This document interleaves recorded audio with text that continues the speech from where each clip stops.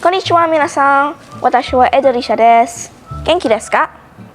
Alright, you heard me speak in Japanese, which means that today's video will be about Japan. Have you ever heard a Japanese person speak in English? Now, I'm not counting in those who know how to speak fluent English. I'm talking about those who don't know how. These people speak in an accent, actually, and it's kind of like their own little language. It's called Japanglish, which is basically just the two words, Japanese and English, put together. Japanglish is quite a strange thing because some of us might not understand it, but they do. Let me give you some examples. If you're going to McDonald's and you want to order French fries, there are two words here that are said differently in Japanglish. One, McDonald's. It is said as Makudoru Narudo.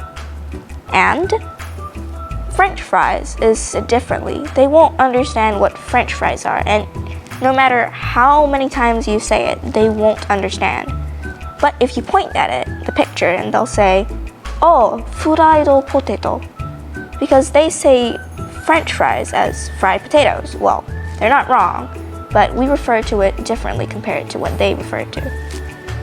Another example, if you want to say, "I want to go to Starbucks," they won't understand what Starbucks is unless you say it as Starbucks. Let me just check for a few more examples.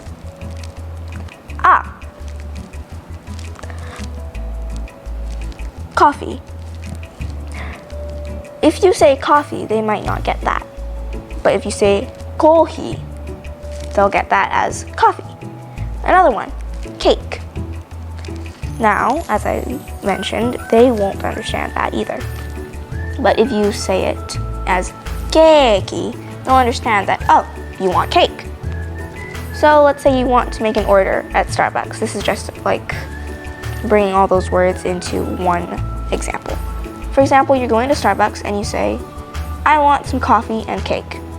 So you say, "I want to go to Starbucks and I would like to order," maybe they might understand "I would like to order," or maybe you want to say that in Japanese, sure. But if you say coffee and cake, they won't get that. So you can say kohi and keiki. Alright, on to another example. Disneyland. Now, based on my personal experience, for example, once I actually asked, "Where is Disneyland?" They didn't get that. Actually, I said that in Japanese. Disneyland wa doko desu ka? They didn't get that. But I changed it and I said, "Disneyland wa doko desu ka?" And they happened to get that. This just goes to show that they probably won't understand it if you say it normally, because Japanglish is technically the normal way to speak in English to them. Now, a few more examples. High five. You can't just say high five. Maybe, let's say you're going out on a ride, and then in Disneyland, for example, you've exited a ride, and there's the person right there, and they're like, "High touchy." You might be confused. What's high touchy? What they actually mean is high five. So hold up their hand for a high five, and basically you high five them. Alright, more examples. Apartment. Now, there are two words actually for this. Apato or mansion. Yes, it's kind of strange. Normally we'd think of a mansion as a huge house or something like that. But no, it's actually another word to say apartment. Alright, and let's see.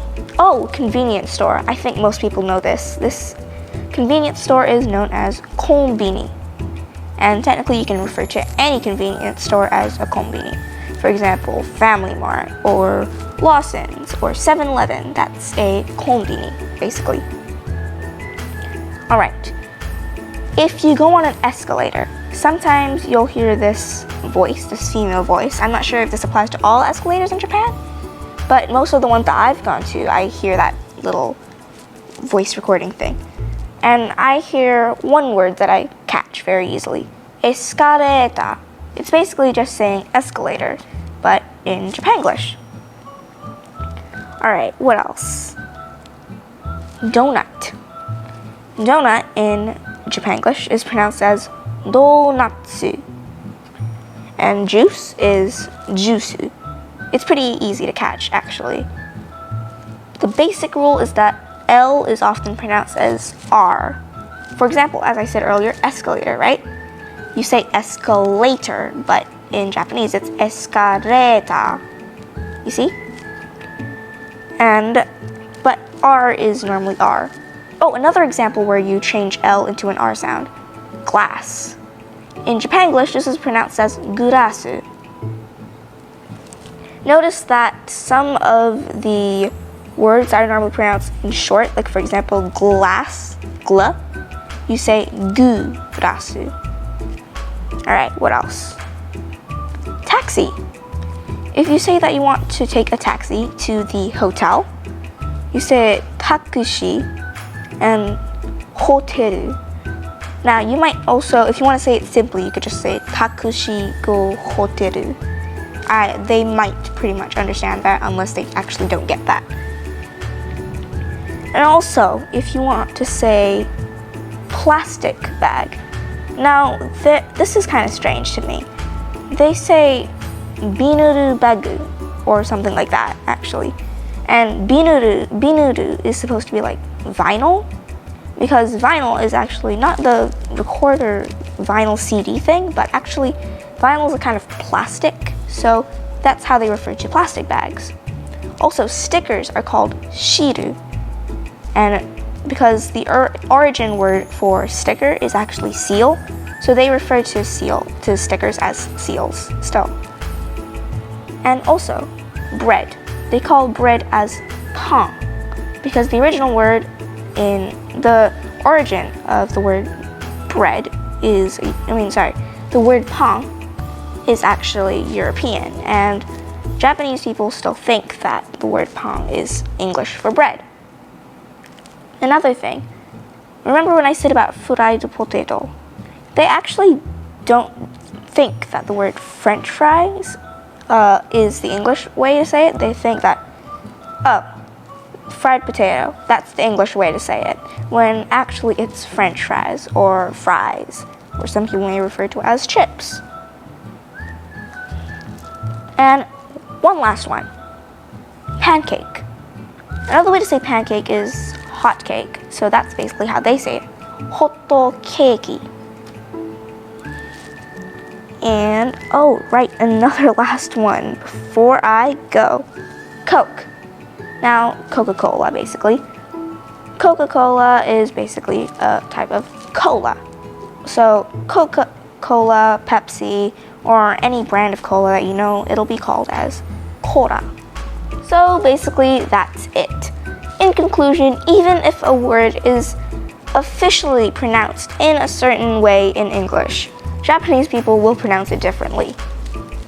For example, as I mentioned earlier, McDonald's, Disneyland, Starbucks, they become McDonald's, Disneyland, Starbucks.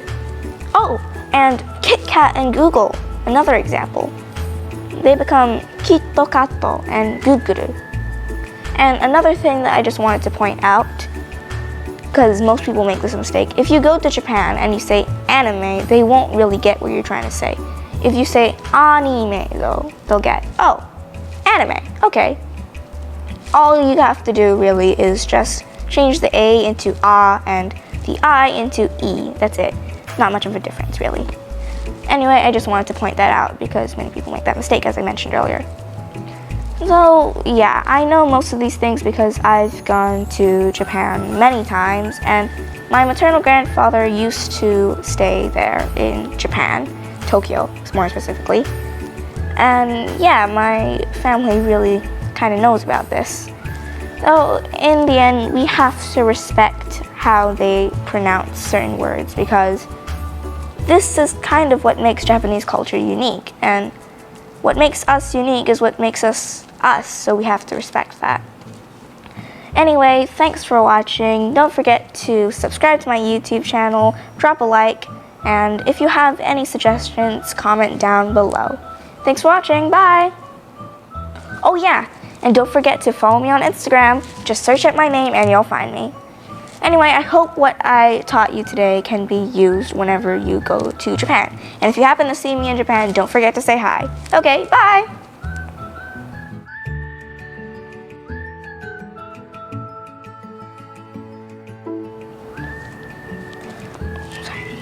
Wait, I need to fart. Okay.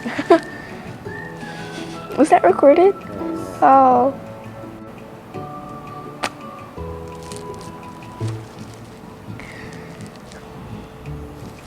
Konnichiwa, minasan. Watashi wa Aedlycia desu.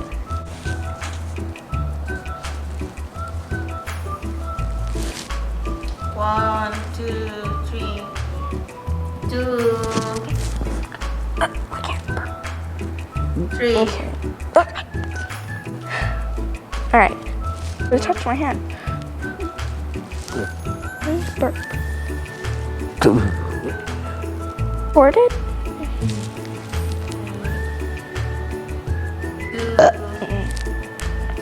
Three. Used to. Sorry. Bye.